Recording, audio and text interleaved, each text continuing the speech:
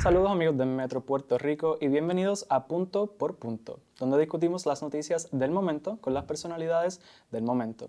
En esta primera edición del 2025 nos encontramos en la nueva sede del Departamento de Salud con el secretario designado, el doctor Víctor Ramos. Saludos doctor, ¿cómo estás? Bueno, gracias por la invitación. Gracias a ti.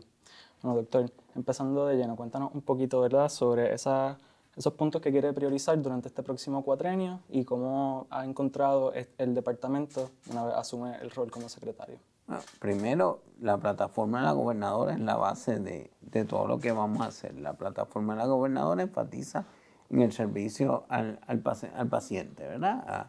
Al pueblo, en el caso del Departamento de Salud, a los pacientes. Hay varias cosas que hay que enfatizar. El éxodo médico es algo importante. Y el éxodo se trabaja de varias maneras. Una sola cosa no va a detener el éxodo médico, ¿verdad? Tenemos el proceso de licenciamiento en la Junta de Licenciamiento y Disciplina Médica. Ahora la ley requiere 18 documentos para sacar una licencia, cuando deberían ser 4. Se va a someter legislación para bajar ese proceso, que son los documentos básicos necesarios para sacar una licencia. Después vamos al proceso de credencialización con los planes médicos, ¿verdad? Hay que trabajar que eso no sea una tortura para el médico que esté un año sin recibir un número de proveedor, porque tú necesitas pagar tus deudas y no puedes estar un año sin cobrar. Eso no puede ser así. Se va a trabajar con el pago de los préstamos estudiantiles, eso es parte de la ley 60, pero no se le había asignado fondos al pago de préstamos estudiantiles. Está en la parte de los decretos contributivos. Sabemos que hubo una ley que está en state, de la Junta Fiscal, junto con 2 otras leyes de salud, porque AFAF no sometió el informe. Ciertamente la del decreto tiene un costo fiscal que se discutirá con la Junta, las alternativas que tenemos, pero por ejemplo la ley de regular los PBM y la de las redes abiertas en Vital no tiene ningún costo fiscal, así que hay que someterle los informes que requieren, que no se habían sometido para trabajar con ese asunto. Está en el fondo de lo del financiamiento, ¿verdad? El CLIF del 2027. En vez de esperar para que en extremis ir la gente a pedir el dinero y estar buscando alternativas para si se da el CLIF, y desde ahora, no esperar al 2027 para ir a gestionar o la extensión o la paridad en el programa de Medicaid. En Medicare hay que trabajar con que se pague la tarifa correcta de Medicare, y en los planes médicos privados, que usualmente la gente no se fija en eso, hay que trabajar con el comisionado de seguros porque no se revisan desde 1993, cuando Pedro Rosselló era gobernador. Se hizo una revisión general de tarifa en aquel momento con estudio actuarial, porque en aquel momento la reforma sí pagaba mucho menos que los planes, así que para que la gente tuviera la ganancia, pero eso ya no existe. Vital en Puerto Rico paga 70% del fiscal de Medicare, que es lo mismo que se paga en Estados Unidos. Así que básicamente ahí tenemos paridad y pagan mucho más que cualquier plan privado, así que vamos a trabajar con el éxodo de médicos. Es algo muy importante de lo que vamos a trabajar, y tenemos que unir todas esas iniciativas. Yendo por cada uno de esos puntos, empezó con la licenciación y la credencialización. Si puedes decir cuáles son esos 4 documentos que van a estar priorizando ahora para... El diploma, el seguro de impericia, son 4. Diploma, seguro de impericia, el USMLE o la reválida, sí, que la aplique, y se me olvida el otro, son 4. Vale.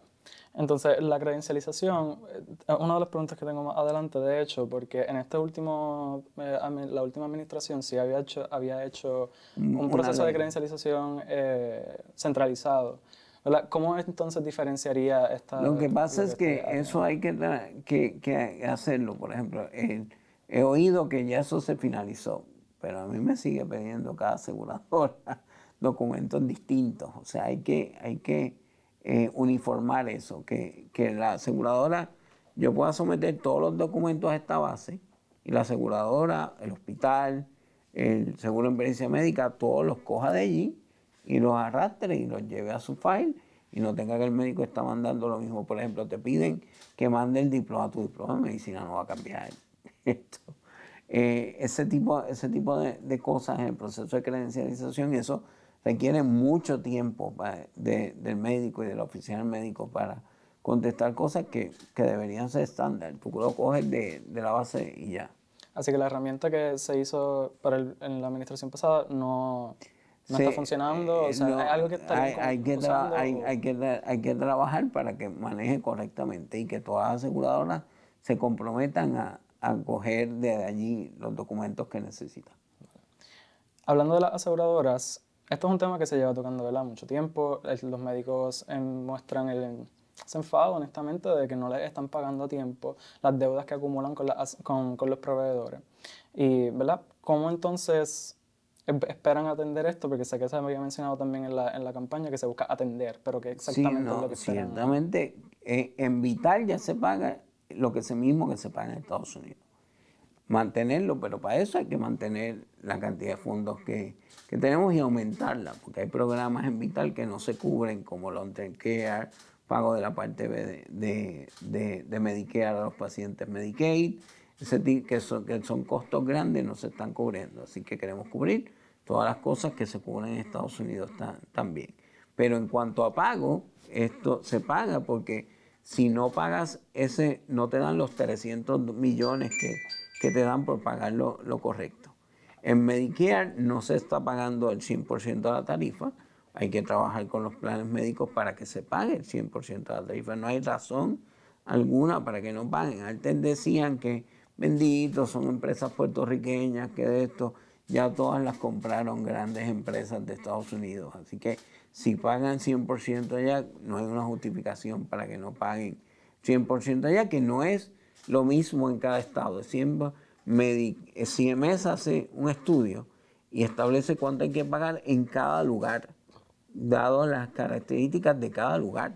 Yo no estoy pidiendo que me paguen lo que pagan en otros sitios, lo que CMS dice que tienen que pagar en Puerto Rico.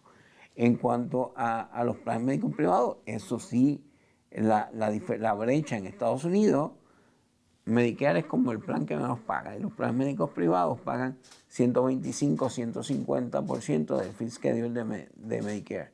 Aquí los planes médicos privados pagan 40, 50% del fee schedule. O sea que 100% de diferencia es significativo los planes y por eso yo entiendo que hay que hacer una revisión general de tarifas como se hizo con un estudio actuarial como se hizo en 1993 para llegar a esas tarifas, a las tarifas correctas. Los decretos contributivos hay que trabajarlo con la Junta Fiscal. Pero mientras tanto, esa brecha entonces de lo que no están pagando, ¿eso es dinero que ellos se guardan, es dinero que no tienen? Lo que pasa es que ciertamente no le pagan a Puerto Rico, no le dan paridad. Pero lo que yo digo, tú le dices a los proveedores, no es que como no me dan paridad, pues tienen que coger mucho menos de lo que pagan en Estados Unidos. Pero entonces, ¿por qué los ejecutivos de la aseguradora ganan lo mismo que una aseguradora comparable en Estados Unidos? Si vamos a sacrificarnos, nos sacrificamos todo. Eso es No, algo que estarían haciendo no los entonces proveedores y los pacientes, que es como ocurre ahora. El asunto no es antagonizar con las aseguradoras, es trabajar en conjunto para que todos, porque tú puedes tener los edificios más bonitos, puedes tener paridad, igualdad en fondo, y si no tienen los médicos y los otros proveedores, porque no solo son los médicos, se van las enfermeras, los farmacéuticos, los tecnólogos, los dentistas, todos los profesionales de la salud. Hay que trabajar no solo con los que cobran de proveedores, también los que cobran por sueldo, ¿verdad? Así que hay que trabajar para detener el éxodo de todos los profesionales de la salud.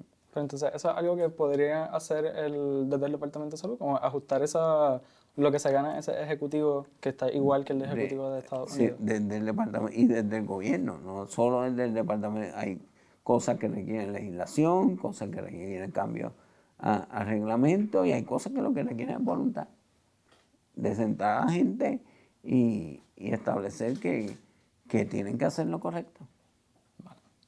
Habló de la paridad y precisamente en otro tema que se había tocado bastante en la administración pasada era de la paridad con los fondos de las Islas Vírgenes. Y esto usualmente, ¿verdad? Y se había hecho las comunicaciones, pero con todo eso, CMS, que es la agencia federal que ¿verdad? Para beneficio de los que escuchan, es la agencia federal que aprueba todos los fondos de Medicare y de Medicaid. Dijeron que no, que ya habían llegado al... Puerto Rico tiene los fondos suficientes a base de ellos para atender la... La realidad es que nosotros tenemos un problema. Nosotros no somos un estado, somos un territorio. Pero además de ser un territorio, somos el territorio donde más gente vive.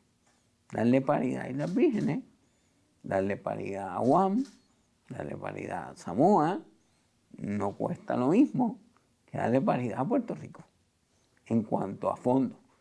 Y eso es algo que es real y que entonces por eso le es fácil darle paridad a Islas Vírgenes, que no es paridad, y las Vírgenes le pagan lo que el fee schedule de CMS, basado en los datos de Islas Vírgenes, dice que tienen que pagar.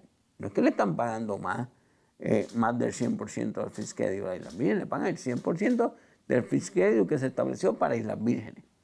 A nosotros no nos pagan los advantage, el 100% del fee schedule que se estableció para Puerto Rico.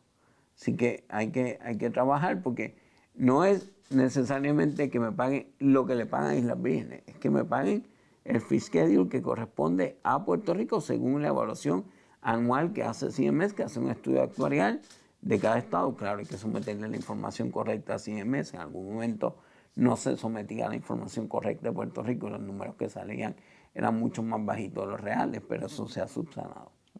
Pero entiendo, sí, pero entiendo que es que quieren igualar, ¿verdad? Que precisamente como en Islas Vírgenes hay menos población, pues que quizás nosotros acá podríamos tener esa paridad de fondos con ellos, porque, o sea, igualar esos fondos, porque tenemos más población. Y de hecho fue algo que la gobernadora insistió que sí, haría.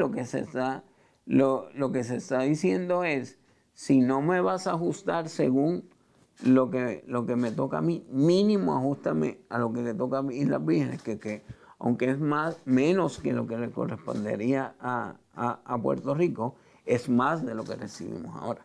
Ya. Pasando también a otro de los puntos, ¿verdad? Esto también todo viene de los puntos que se publicaron en la plataforma de la gobernadora Jennifer González de Acción PR.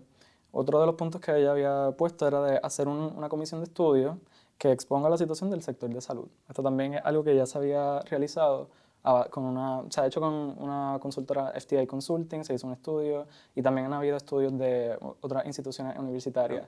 ¿Qué espera conocer de este estudio? En Estados Unidos, los estudios que reconocen son los estudios que hace el gobierno. En este caso sería el Instituto de Estadística. Cuando yo presidí el colegio, contratamos al Instituto de Estadística y hubo una revisión de la tarifa Medicare.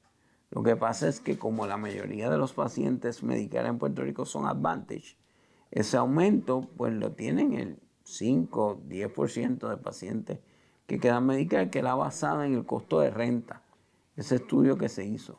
Lo que queremos es un estudio actuarial completo, que lo haga el Instituto de Estadística, para establecerle a CMS los gastos reales de practicar medicina en Puerto Rico. Así que para tener eso, básicamente para tener un número más actualizado, más... Porque eso se ha hecho, pero se ha hecho con estudios privados. Y CMS no acepta los estudios privados. Por eso es que el colegio, cuando yo presidí el colegio, a pesar de que se habían sometido a estudios privados anteriormente, pero no lo habían tomado en cuenta, es que yo contrato al Instituto de Estadística. Entonces tenemos que hacer un acuerdo con el Instituto de Estadística desde Salud y desde Fortaleza para que entonces hagan ese estudio. Trayendo entonces el punto de la retención de médicos, un tema bastante que también se habló mucho durante las campañas, no tan solo de la gobernadora, sino de todos los candidatos a la gobernación. Una de las propuestas que también se presenta en la plataforma de Acción PR es la creación de residencias, que también se había hecho. Pero entonces una de las cosas que pasaba que se denunció, que los mismos residentes denunciaban bastante, era que no se les emitían los pagos de esa residencia. O incluso que ni habían residencias vacantes. ¿Cómo entonces atenderían esto desde la secretaría? Bueno, el problema primordial es, acuérdate, los residentes, aunque sean médicos residentes, tienen un contrato con el gobierno. Y el contralor exige unas formalidades.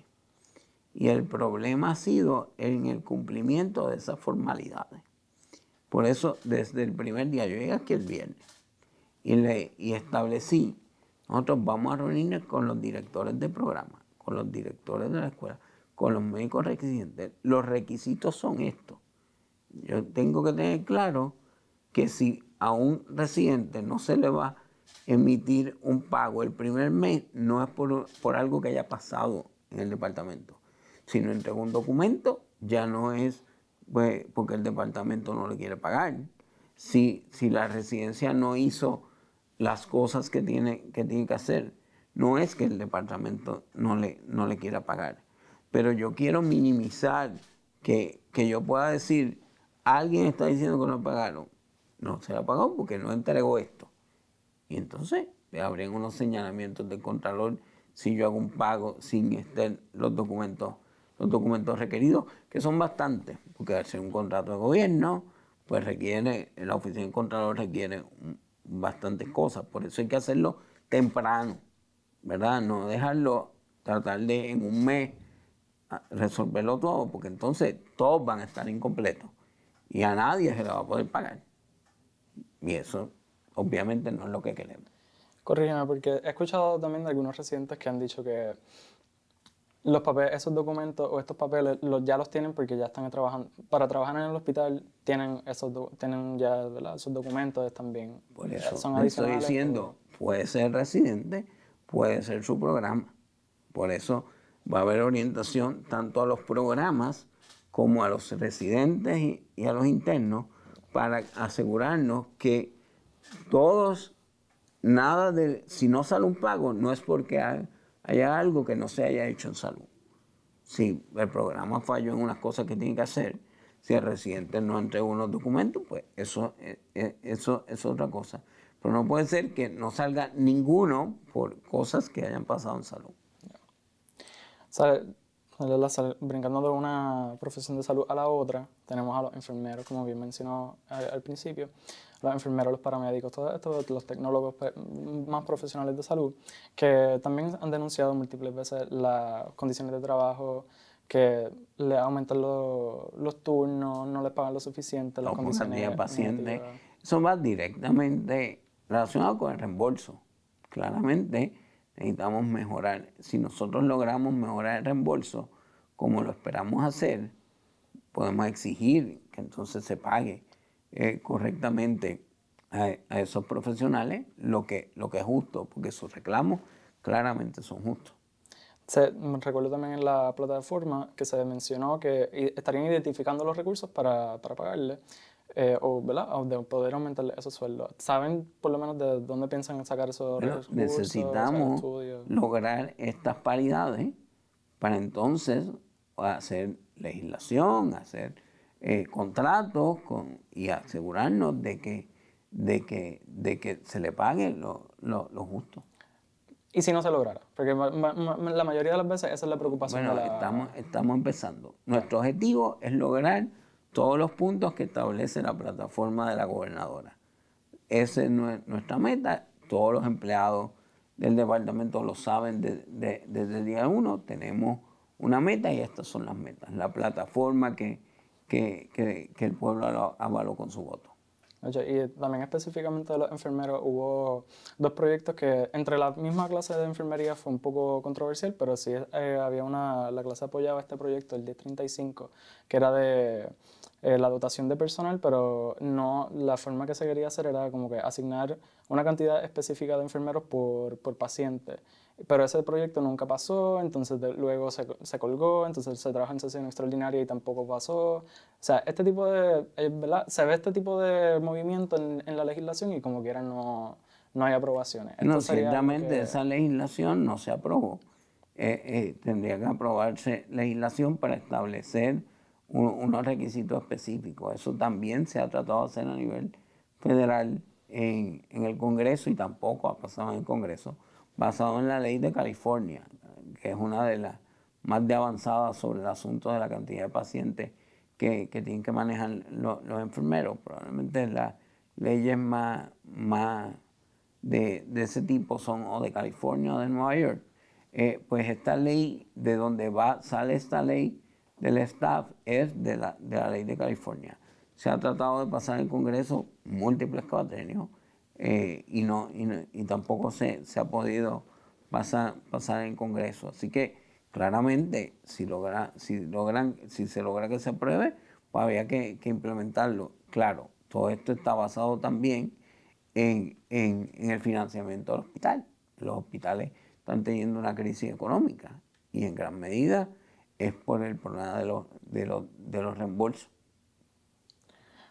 Ahora que trae ese punto, ¿verdad? Esto es algo que también ellos están enfrentando muchas veces, los despidos, y constantemente estamos viendo las noticias de cientos de despidos de las plantillas de los hospitales. ¿Esto es algo que también desde salud se podría atender o eso es algo ya privado? Bueno, esos hospitales son privados, pero claramente si se logra que, que, que haya el reembolso adecuado, ciertamente los hospitales piden unas licencias de salud, piden unos documentos, tienen que tener unas certificaciones y unas evaluaciones de salud y del gobierno. Entonces, si logramos que te paguen lo correcto, entonces tú no le pagas lo correcto a tu empleado, claramente que podemos actuar. Y le pregunto también muchas veces cuando ellos dicen que están votando, ¿verdad? Despidiendo gente, básicamente es porque por el bajo censo, ¿verdad? No tienen suficientes pacientes para atender, así que no tienen necesidad de tantas camas. Ciertamente los hospitales en Estados Unidos y en Puerto Rico, eso no es solo de Puerto Rico, ha habido múltiples cierres de hospitales. En Estados Unidos tienen que reinventarse. Esto, por ejemplo, se han estado cerrando salas de parto, ¿verdad? Por la baja natalidad en Puerto Rico. Pues, pero la gente ve esto como algo, salas de parto en general. ¿Qué es una sala de parto? ¿Qué es un maternidad? Maternidad tiene que tener una sala de parto que no es otra cosa que una sala de operaciones. Que necesita anestesiólogo, que necesita enfermera anestesista, que necesita banco de sangre, que necesita ciertas cosas. Entonces necesitas un nursery y los que tienen intensivo donde poner los bebés. Necesitas un ward donde poder poner a las mamás. Necesitas 3 o 4 wards componen este proceso de maternidad, no un solo ward. ¿Qué están haciendo los hospitales? Que están haciendo partos, pero no tienen un número significativo de partos para ser costo efectivo. Los partos se hacen en la sala de operaciones normal. La sala de operaciones normal, donde se operan las otras cosas, son ampliamente estériles porque es una sala de operaciones. Así que allí pueden nacer los bebés. Y los bebés se están poniendo en el ward de pediatría. Los nenes que nacen. Entonces, ahí no tienes la presión de necesitar un número determinado de partos mensuales para poder tener el servicio. Y entonces, ese tipo de cosas, los hospitales especializados cobran más. Y entonces, tenemos muchos hospitales generales que realmente tienen también servicios especializados, pero esos servicios especializados se pagan como servicios generales porque es un hospital general. Entonces hay que trabajar, hay que haber hospitales generales y hay que haber hospitales especializados. Y eso se está trabajando no solo a nivel de Puerto Rico, está trabajando a nivel de Estados Unidos porque este asunto del cierre de hospitales no es solo de Puerto Rico. ¿Y cuál es el problema? A los hospitales los notamos más porque es el proveedor más grande. Pero lo que le pasa al hospital, le pasa a la oficina del médico, a la oficina del dentista, al laboratorio, a la farmacia. Así que hay que trabajar con el reembolso para lograr que haya adecuado en todo el sector de salud. O sea, la intención es que todo el mundo pueda tener un salario adecuado, desde los empleados de las aseguradoras y sus ejecutivos, hasta todos los proveedores y sobre todo el servicio al paciente. De hecho, y ahora que mencioné eso de estas diferencias de los hospitales especializados o los generales, para Arecibo, por ejemplo, cerró sala de parto, NICU, nursery. Y muchas de las personas ¿verdad? Que veían las noticias están diciendo que pues, ahora las mujeres de Arecibo tienen que ir a Manatí o ir a otro pueblo aledaño. O sea, en esa...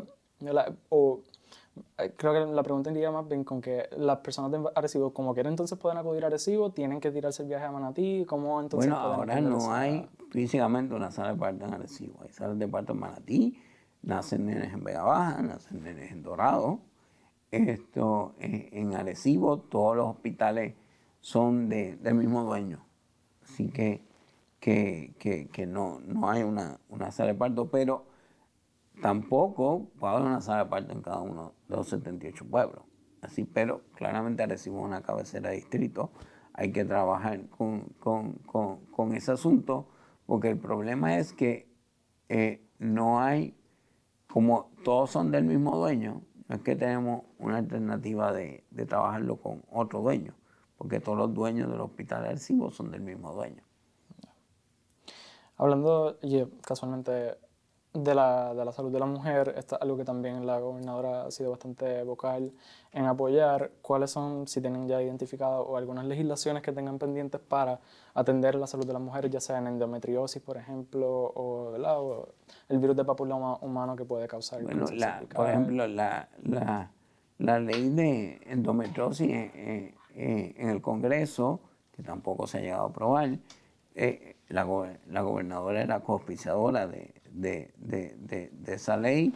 En sus redes sociales posteó en estos días de que se hizo su mamografía y exhortó a las mujeres a que se hagan los estudios de detección temprana. Ahí, por ejemplo, hay una ley sobre las migrantes que se aprobó la ley y se aprobó el reglamento en salud, pero no se ha promocionado ese reglamento. Así que si no se promociona, la gente no sabe que tiene ese servicio. Así que hay que promocionar que ya existe esa ley, ya existe ese reglamento en las mujeres migrantes. Eso lo trabajo mucho con el doctor Mario Paulino, ¿verdad? Pediatra y activista de la comunidad dominicana en Puerto Rico. Obviamente yo soy pediatra también, así que nos conocemos de mucho tiempo y muy buen amigos. Trabajamos esas legislaciones para la mujer migrante y se hizo el reglamento, pero no se ha promocionado. Así que necesitamos hacer cosas. Hay cosas que requieren legislación, pero hay cosas, como te dije, que requieren voluntad. Siguiendo en este tema de la salud de las mujeres, recientemente también se ha reportado mucho los viajes de personas de fuera a Puerto Rico para las clínicas de aborto. Igual las mujeres de aquí necesitan este servicio. ¿Cuáles son la postura de acá del Departamento de Salud ante el aborto? Y La postura, lo que pasa es que hay dos cosas distintas. El Departamento de Salud es el ente regulador de las clínicas de aborto. Así que la política pública de las clínicas de aborto la establecen la gobernadora con la legislatura. Nosotros regulamos y controlamos lo que está ahora.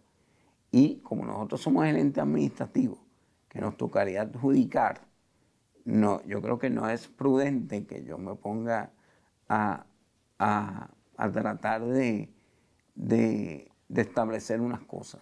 Nosotros, hay una legislación, hay un reglamento que hay que cumplir, que tienen que cumplir las clínicas, que nuestros inspectores están para que se hagan cumplir. Cualquier cambio que haya en la ley y en los reglamentos se aprobará, ¿verdad? Porque mi función sobre este caso es administrativa y independientemente yo tengo que enforzar lo que diga la ley y el reglamento y que las clínicas y que el servicio que se dé en esas clínicas cumpla con todos los requisitos que cumple cualquier otro proveedor de salud. Rapidito ya que se nos acaba el tiempo, la salud mental es algo que quería tocar aquí. Que en la plataforma mencionan unos cambios de modelo en AMSCA y otros entes de... La idea siempre se habla de unir la salud física y la mental. Muchos problemas físicos vienen de algo mental, muchos problemas mentales vienen de algo físico. Eso siempre se habla, eso nunca se hace. Hay que hacerlo. Hay que hacerlo con la nominación que tengamos en AMSCA, con el director o directora ejecutiva que se nombre en ACES. Hay que trabajar esos asuntos de que la integración no esté en el papel, esté en la realidad, porque ahora mismo no hay integración. Salud física corre por un lado, salud mental tanto que el plan médico de salud mental es distinto al de salud física. Así que necesitamos que haya una integración real y que los asuntos mentales que vienen de algo físico se trabajen las dos cosas. y los físicos que vienen a comentar. Porque si trabajas una de las cosas y la otra no, no vas a resolver nunca el problema. Con unas dos preguntas que me quedan. Cuando presidió el Colegio de Médicos Cirujanos, hubo unos señalamientos luego de la FBI de un alegado mal uso de fondos de la ley CARES. ¿En qué quedó esta Que investigación? nada, a mí nunca me han entrevistado, nunca todo hubo, están todos los documentos. Entendemos que ya todas las investigaciones federales de salud sobre COVID se cerraron. Los single audit del Departamento de Salud del 2023 ya salieron y todos salieron sin señalamiento, ¿verdad? Yo estuve en el Colegio Médico hasta el 2022, así que ya salieron los single audit de salud hasta el 2023 y se están trabajando los del 2024, porque acaba de acabarse el año, ¿verdad? Y todos salieron sin señalamiento. Así que, y como dije en aquel momento, los documentos están, aquí no solo estoy yo como que era el director médico, está la project manager, todo el mundo está disponible pero nunca nos llamaron para testificar sobre nada. Finalmente, ha recibido mucho aval de distintas organizaciones como parte de su nombramiento a la Secretaría. ¿Llegó a recibir algún mensaje del mismo Colegio de Médicos Cirujanos? El presidente del colegio me escribió felicitándome por el nombramiento. Yo agradezco todos los endosos de mis compañeros, ¿verdad? Agradezco el recibimiento y el trabajo de los empleados, ¿verdad? Uno llega a los primeros días y se entera de varias cosas y hay que empezar a mover cosas de los empleados, porque los empleados tienen que sentirse cómodos trabajando y tienen que tener las facilidades adecuadas para trabajar, y es inaceptable que algunos no las tuvieran y estamos trabajando con eso. Excelente. Bueno, pues muchas gracias, secretario. Siempre, Alex. Ustedes, amigos de Metro Puerto Rico, recuerden estar sintonizados a todas nuestras plataformas digitales.